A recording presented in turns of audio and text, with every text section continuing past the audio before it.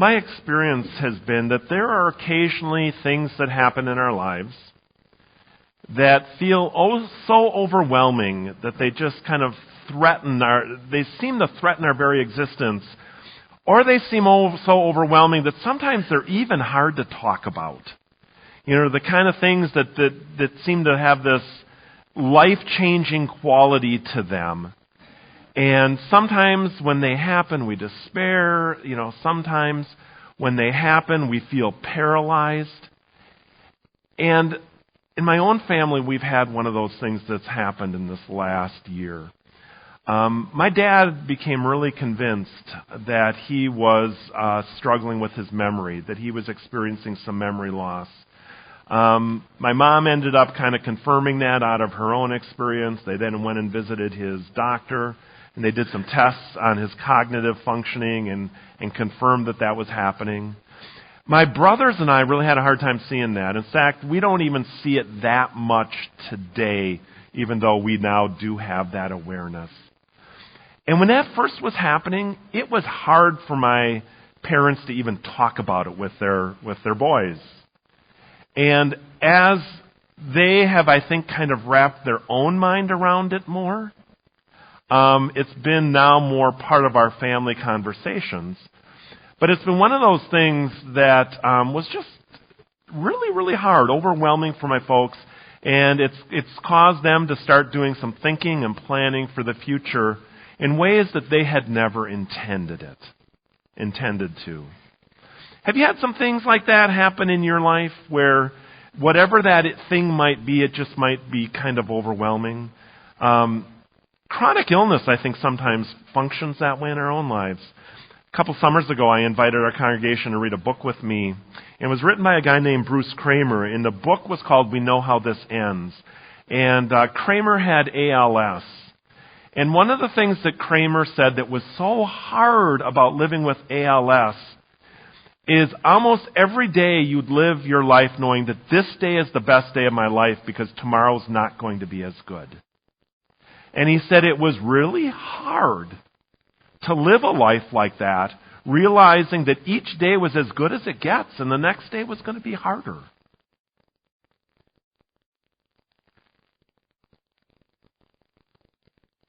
Sometimes with our finances, things can happen. I've got some friends who have gone through undergraduate school and needed to take out loans to help pay for undergraduate, and then have gone on to graduate school. For some of my friends, that means seminary, and then have gone to into entry-level ministry positions that don't pay very much at all.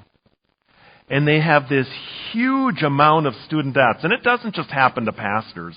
There are a lot of students that find themselves with this kind of overwhelming sense of debt. And it's not like they necessarily weren't, aware of what was going on, but they had a call in their lives, some things that they wanted to do with their lives, and yet then they find themselves in this position where it's almost impossible for them to imagine not having that hanging over their head. And for some of them, it's just frustrating. For some of them, there's even this little kind of this sense of shame. It's like, how did I get myself into this position? For some, there's even this sense of futility. It's like, does it really matter how I live my life now when I have this hanging over my head? And I think sometimes we have things like that in our lives. I've got some friends who all of a sudden realize that they are in a position where they have a loved one in their lives that's dealing with something, and they know for the rest of their living days that they're going to be caretakers for that person. Sometimes it's a child. And they even know for that adult child that they'll always be in that role of where they're caring for that person. And it's not that they don't want to, but it's just this, it's not really how they had envisioned things. Well, Pastor Kelly read for us a psalm, and it's a psalm of David. And David is writing about Israel, and Israel is facing one of those overwhelming situations that seems to be even a threat to their existence. It's an existential threat. For many of you, you know that where Israel is located is where there is an economic and a cultural crossroads. And so it was a major route for trading. It was a major route for migration. It was strategically in a place where a lot of powers wanted to own and control that land. And Israel, being this small nation, often found itself under attack, under threat, dealing with these overwhelming circumstances. And David, and like so many of the Psalms, uses this vivid language to help describe how the people were feeling. You know, it was like a raging flood that threatens to overwhelm. It's this feeling, this sense of drowning, of being threatened. It's as if you're prey that has been cornered, and you see the fangs and the claws of the predator, and you just have that fear that this is the end and you're not going to get through it. And in the midst of that, David is calling the people of Israel to remember their God. Even though this feels overwhelming, even though this is one of those things that's even tough to acknowledge and talk about, David wants the people to be grounded in their relationship with God. Well, during this last month or so, we have been doing a sermon series on care of creation. And one of the things that we have been talking about is how we are called to be stewards of creation. And it's been interesting for me to receive some of the feedback from our congregation. By and large, it's been overwhelmingly positive. Most people are like, you know what, this is exactly the kind of thing that I want our church to be talking about. This is something that I'm reading about in the news. This is something that I'm experiencing as it seems like our climate is changing before us. The weather patterns seem to be new and different. And I'm glad that my church is talking about it. You know, for some people, there's this really sense of foreboding, like the problem is so big and our individual actions seem so insignificant. There's just this really kind of wondering, well, what is even my role in all of this? And for just a couple of our people, even talking about this seems to stir up such kind of volatile emotions that they're not really quite sure what to do with them and how to handle them.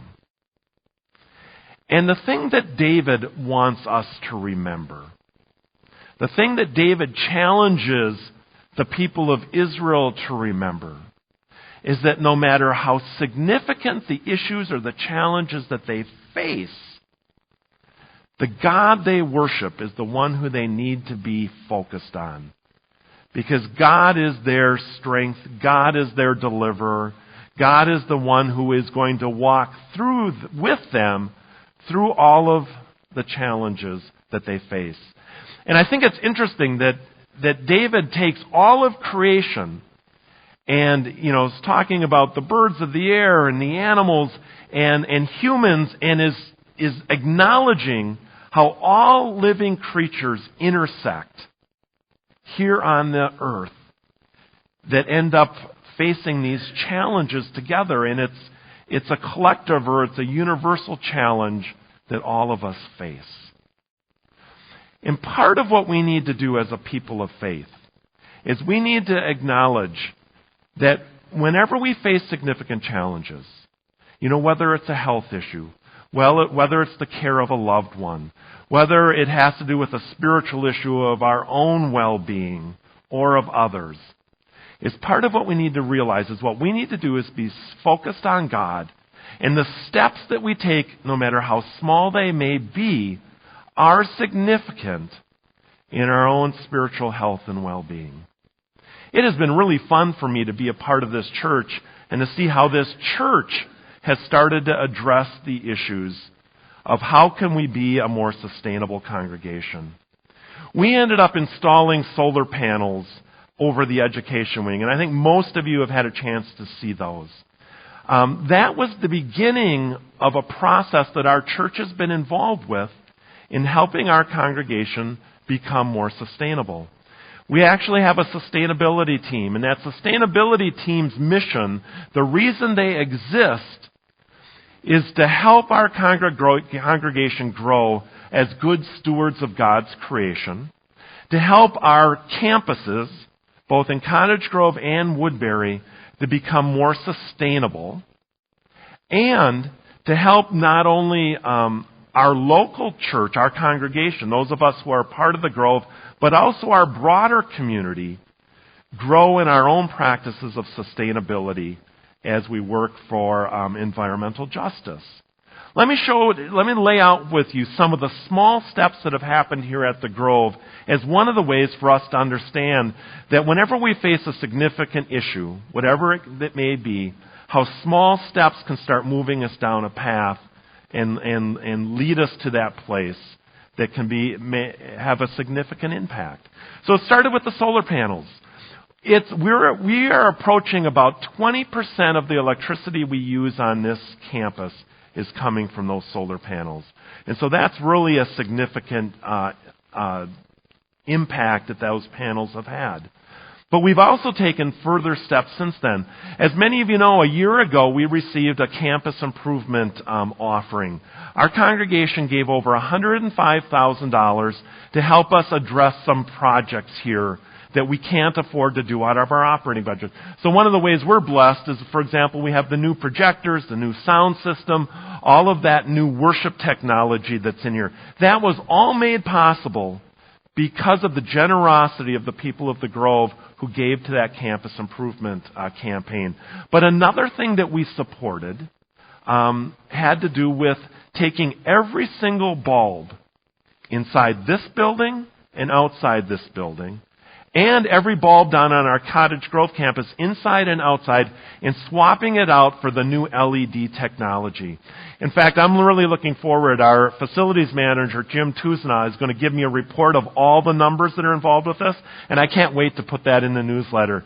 But all that I can tell you right now is over 1,000 bulbs were swapped out. And within 3 years, the investment we've made in that project will have totally paid for itself by the savings that we've received by using less electricity. I mean, how cool is that? Yesterday we had 35 of our own members of the Grove, plus about another 15 who are from the troop that we charter, that spent the day working on landscaping here. And all of that was made possible by the Campus Improvement Campaign. And so I'm just really grateful for your generosity. I hope you received a brochure in the mail, because on June 9th we're going to be taking the 2019 Campus Improvement Offering, and we have a whole new slate of tasks that we're going to be taking on. So anyway, and that new slate of tasks includes some new sustainability things that we're going to be working on. We're going to be doing replacing some windows where the seals have been broken over time. I mean, they're just old. We're going to be replacing some doors that need to be replaced. We're going to be getting those motion-detected faucets, some things like that. So constantly thinking about what are those ways we can make our campus more sustainable and also more secure. Some other things is the sustainability ended up hiring a company, and it was paid for by our electric company, that came in and did an audit on the whole building. And so they did a comprehensive audit, and they were able to give us a list of things that we can work on to make our building more energy efficient and help us become more sustainable. The sustainability team applied for a grant to Biz Recycling, and they received a $3,200 grant that is going to allow us as a congregation help ourselves do a better job of recycling. It includes things like garbage bags that are mostly made of recycled materials. It's going to pay for a curriculum that's going to be introduced to our preschool, that is going to help nurturing our preschool students in their understanding of what does it mean to reduce and reuse and recycle. And so all of those are ways that this congregation is taking little steps to help us become more sustainable.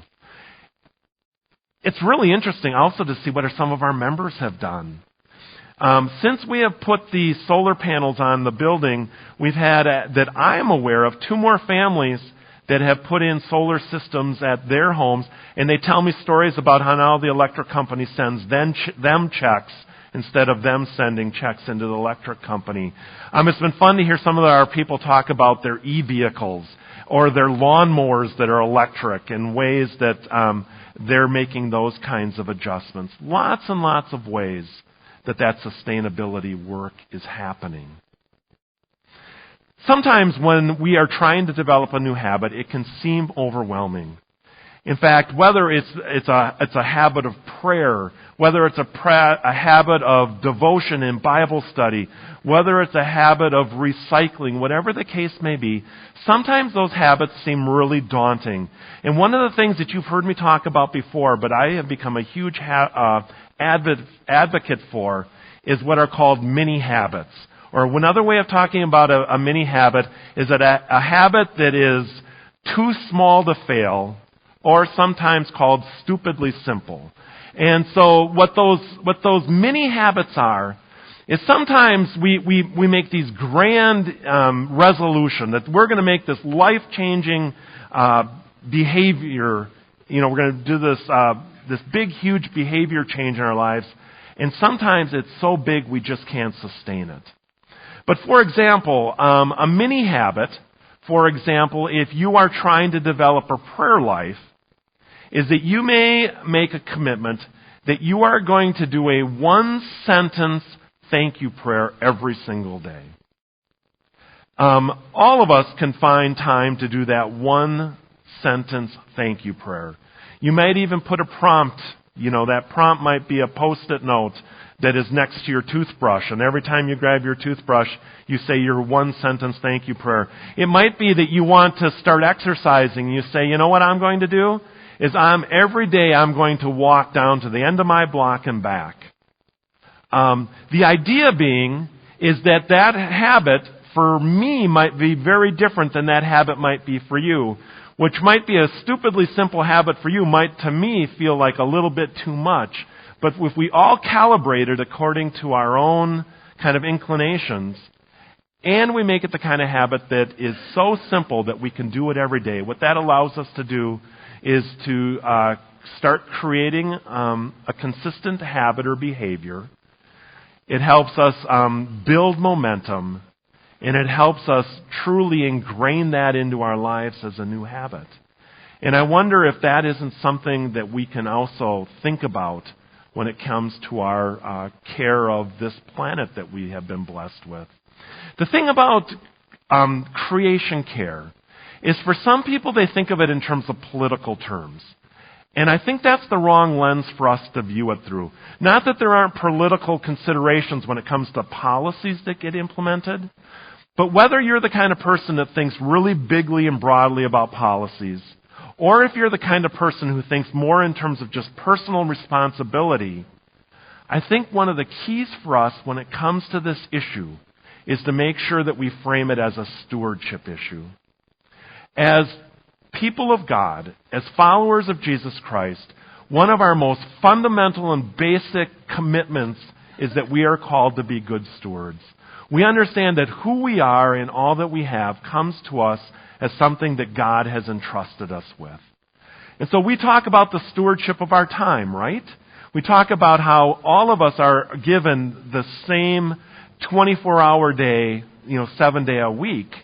But we don't know how many years we might have. But we understand that we are called to be good stewards of the time that we have been entrusted with. And we're also called to be good stewards of our talents.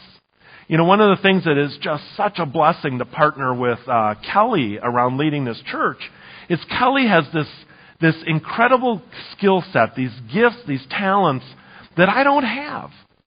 And yet she's able to take those and put those to use in the church in ways that truly honor God and bless the church and help me move forward. The great thing about being a part of this community is Kelly and I have certain gifts and talents, but we certainly don't have the gifts and the talents that this broad community represents. And when we as a church understand that we are called to be good stewards of those talents, and part of what we're called to do is find those places where we can use those gifts, whether it be in special music, Whether it be in landscaping, we had our master gardeners who were out here yesterday taking these different zones and helping those of us that don't know much about gardening, do the project right. That's what it means to be a good steward. We talk about what does it mean to be good stewards of our treasure, of the financial resources that we've been entrusted with. We understand that part of what it means to be a child of God and a disciple of Jesus Christ is to understand that these financial resources are meant to be used in a way that helps honor God. And the same is true when it comes to care of creation. The scriptures are very clear that we have been entrusted with this creation, this good gift that God has given us. And we are called to be good stewards of creation. We're called to operate and live our lives in such a way that this creation is being sustained and honored. And so part of our identity needs to be out of this stewardship mindset. And perhaps how we are good stewards might be different for each of us. But the key is can we take those small steps and begin? David wanted the Israelites to remember that no matter how daunting their circumstances may be, no matter how threatened they may feel, no matter how hard it may be to acknowledge the current realities, that the God we worship is bigger than all of that. And our God is our helper and our sustainer, and our God will walk with us to the other side. I give God thanks for how God is at work in your lives, to see the spiritual growth that is occurring, to see how you are working not only to be changed from the inside out as individual followers of Jesus Christ, but also as you are seeking to live out your life to make our world more caring and more loving and more just. And that touches all aspects of our lives and all aspects of our world. Amen.